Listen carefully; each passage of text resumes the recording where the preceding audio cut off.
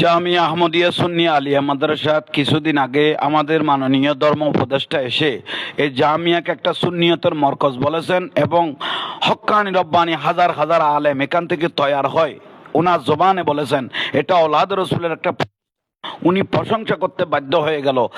উনি নিজেই বলেছেন আমি অনেক প্রতিষ্ঠানের মধ্যে গিয়েছি, এত সুশৃঙ্খল একটা জামিয়া আহমদিয়া সুন্নিয়ার উনি বাধ্য হয়ে গেলেন।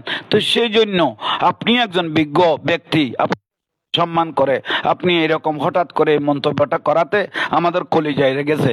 তা আপনি আশা করি আপনি যদি আপনার বক্তব্যটা পরিহার করলে আমরা বেশি খুশি হব। আলহামদুলিল্লাহ, এটা হলো মূল বিষয়। আল্লাহ তার তৌফিক দোক, আমিন।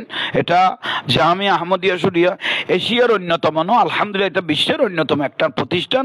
এই প্রতিষ্ঠানের আন্ডারে প্রায় 300-র উপরে প্রতিষ্ঠান চলে। আল্লাহ আমাদের আমিন। আসসালামু আলাইকুম ওয়া রাহমাতুল্লাহি ওয়া বারাকাতুহু।